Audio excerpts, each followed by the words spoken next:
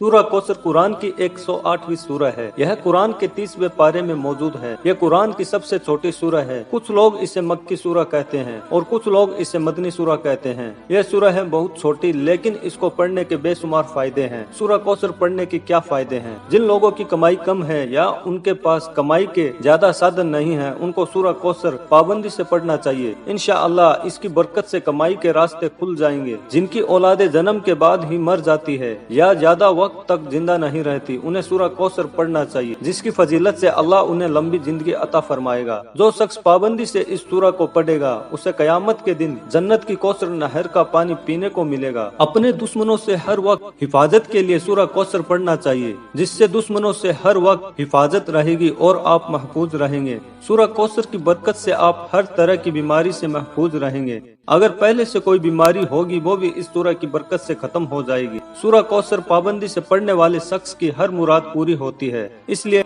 हर मुराद को पूरी करने के लिए सूरह कौसर पढ़े। अगर किसी की शादी में रुकावट आ रही है या रिश्ता होते होते टूट रहे हैं, तो उसको चाहिए कि सूरह कौसर हर इशा की नमाज के बाद पाबंदी से पढ़े, जिससे रिश्तों में आ रही रुकावट से छुटकारा मिलेगा। अगर किसी की याददाश्त कमजोर है, यानी उसे कुछ याद नहीं रहता, तो उसे इस सूरह को जरूर पढ़ना चाहिए, जिससे उसकी दिमागी हालात में सुधार होगा और याददाश्त मजबूत होगी। सूरह कौसर गरीबी कम करने और अपने माल की हिफाजत के लिए पढ़ते रहना चाहिए। अगर किसी का व्यापार या बिजनेस बहुत अच्छा चल रहा है और वो चाहता है कि ये व्यापार ऐसा ही चलता रहे, और उसे पाबंदी से सूरह कौसर हर दिन पढ़ना चाहिए, जिसकी फजीलत से बिजनेस में बहुत मुनाफा होगा। इसके अलावा भी इस सूरह को पढ़ने के बेशुमार फायदे हैं। हमें चाहिए कि हम कुरान की हर सूरह को पाबंदी से पढ़ें और उसमें बताए गए रास्तों पर अमल करने की कोशिश करें, ताकि हम अल्लाह के अजाब से बच सकें और एक बेहतर जिंदगी गुजर सके। सूरह कौसर कब पढ़ना चाहिए? बहुत से लोग सोचते हैं कि इस सूरह को पढ़ने का सबसे अच्छा वक्त कौन सा है। बहुत से लोग ऐसा कहते हैं कि इस सूरह को इतनी मर्तबा पढ़ने से ऐसा होगा, यानी कोई 33 मर्तबा पढ़ेगा तो ऐसा होगा, कोई 21 मर्तबा पढ़ेगा तो वैसा होगा। ऐसा करने या कहने से फर्क नहीं पड़ता। फर्क यह पड़ता है कि आप सूरह कौसर को कितनी मोहब्बत से पढ़ रहे हैं, कितना दिल लगाकर पढ़ रहे हैं, कितना